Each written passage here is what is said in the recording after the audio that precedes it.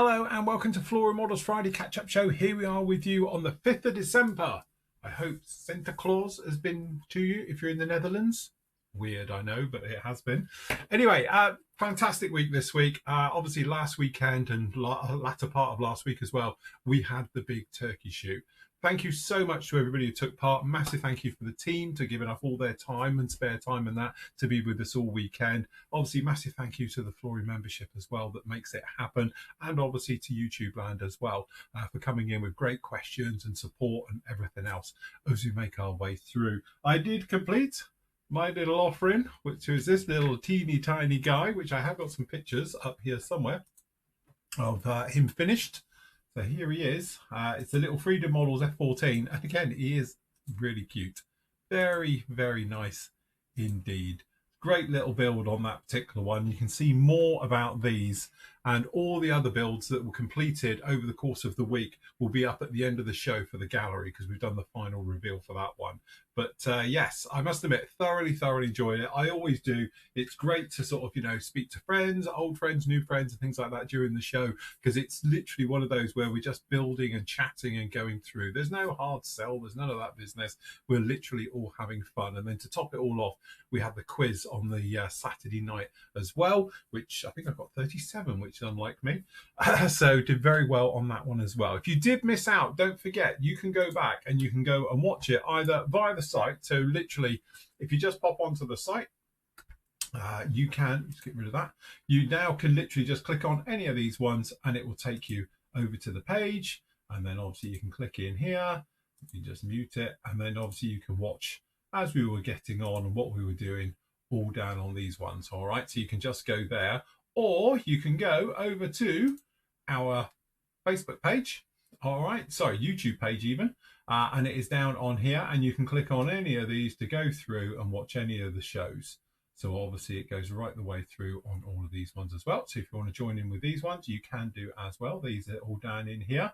All right. And then obviously the big thing is we are, as I say, on Facebook as well. So you can go up and see us on Facebook. They're all locked in there right the way through. Don't forget, over on the YouTube page as well, if you click on us, we've got all the reviews. We've got the step-by-step video builds that are up there. We've got the bite-sized weathering and basically building and airbrushing tutorials, all the past live streams, and there's loads in there. Obviously we've got the ones from Flory Fest beginning of the year, and anything else that we do live as well is down in there, and some older stuff right the way through. So don't forget, just pop over there and don't forget to like and subscribe and all the things that we do on there.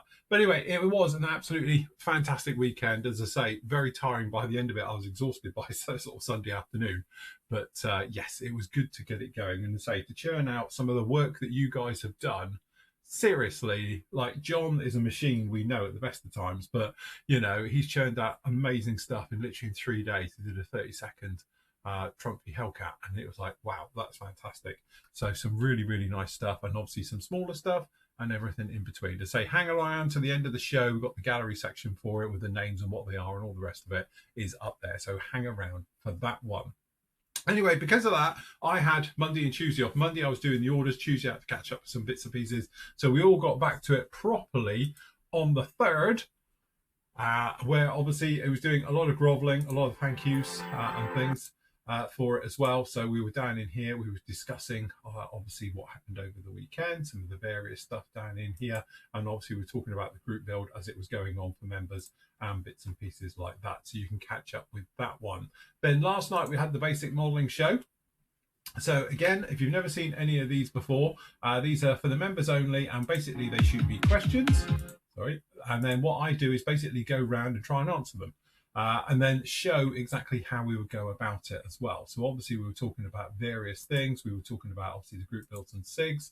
We were talking about different ways of doing corrugated skinned aircraft, about masking them. So I was saying about using tackworm techniques, quite a good one for it as well. We were also talking about spinners, how to actually mask up spinners and do all of those things as well. And a plethora of other things, including, we come to it down in here, we put together the wing of the 109 to see the warpage, how bad it was and all the rest of it. So we had a proper look down in there, and I've actually built the wing section to see if it is really badly warped and if it's something that can be fixed or can't be fixed and everything along like that. So we completely went through the entire thing, and I'm happy to report, here it is, the wing section is together. I haven't glued this end yet, but the rest of the top wing part isn't glued on, it's just taped. But I'm happy to report we have no warpage. We didn't think we'd have any, to be honest with you. Like I said during the review and the bits, I know some people have said about it, but literally by the time this bit goes in here as well, that'll make it even stronger. And definitely, but there is no warpage. When you compare it to the other wing, when we've done the thing, we did this last night. As I say, when you put these two on here, they are absolutely identical. We don't have any problems with that at all. All right. So again, I know a lot has been said about the Airfix problem with the 109. This was really my problem. My fuselage wasn't too bad at all, but certainly this part was the part that I wanted to make sure it could be fixed. So again, by doing it, we did it live, we showed it, demoed it in all the bits and pieces. You can see exactly what it is. So we haven't had any problem with it as well. And then obviously we were discussing reasons that it can happen, why it should happen, and obviously with the quality control at Airfix, how it shouldn't be sent out to the customers looking like that. But anyway, that's just our ramblings and all the rest of it. So yeah, but generally I wouldn't worry about it. So anyway, if you want to join in with these conversations that we have and things like that, they are very frank and open conversations, not like the ones you see on YouTube and things like that, then obviously join up Flory Models and you can join us for the first Thursday night of every month. I have this show. Second one, then we normally have all the guys on for the Flory Model show. The third one, we do the PM show, and then obviously on the Friday we do another one, which is obviously just with all the guys and everything else. And then if we do get a fifth Thursday of the month, we do a live build. So we just build live and all the rest of it, and just generally talk rubbish normally and stuff like that. So if you do fancy it, you have to join up for that particular one. Anyway, back on track. So we have part 8 of the Kitty Hawk 32nd Bronco build. So now I'm in my happy place because, to be honest, we are in with the paint. So first thing on with this one is a coat of Aquatis surface primer. It's my primer of choice. I absolutely love it. It goes down no problem at all and gives me exactly the satin type of finish I want to it, and looking good.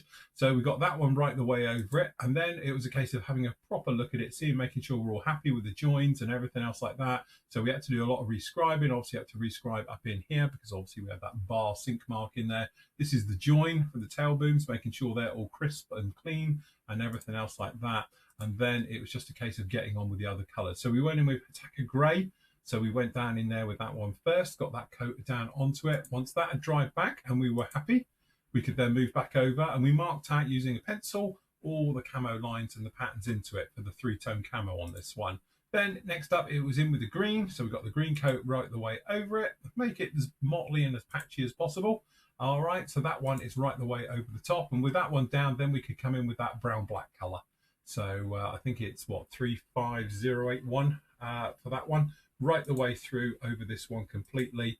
And again, very happy with how it turned out in the end. And here she is a little bit further on down in here. So it's now had the decals all on, and to be honest with you, the decals were a nightmare because the carrier film, not that you can see it now because it's got a nice coat on here, but the carrier film, is going to play ball, come on, play ball, is only in the middle. The ends of it don't have any carrier film onto it, so it's not like a solid piece. Same goes with the tail up here. Sorry, it's too close for the camera. But basically what happens is that the carrier film goes through the middle, like this, and the bottom and the top don't have any carrier film. So whilst that's absolutely great because they're nice and thin and they can form beautifully and they go down fantastically with no silvering or any problems at all, the trouble that you can have is obviously they crack and split and break up. So this one over here turned into a complete jigsaw puzzle. So let's just use the other camera, it's a bit further out. So this one over here turned into a jigsaw puzzle, and did the Marines as well, and the star down in here, and did the prop signs and a few of the warning ones. They literally just shattered on me. So, but anyway, we managed to get them down onto it. Then we got the walkway put in, so we painted that in by hand, and then literally it's had a coat of my very favourite product ever now. It's going to be my product of the year because I really like the finish it gives. It's a really nice dull satin. You know, it's bordering on matte, but it's actually a satin. And you might know when you're spraying with guns paint, like this is a satin, one of them's a gloss, and one is a matte finish. And it just neutralizes the lot in one and goes through really, really nicely. So yeah, it works an absolute treat. So we did that. So that's my new favorite toy. So I will give it a quick plug. Is this stuff. So it's VMS's XXL satin.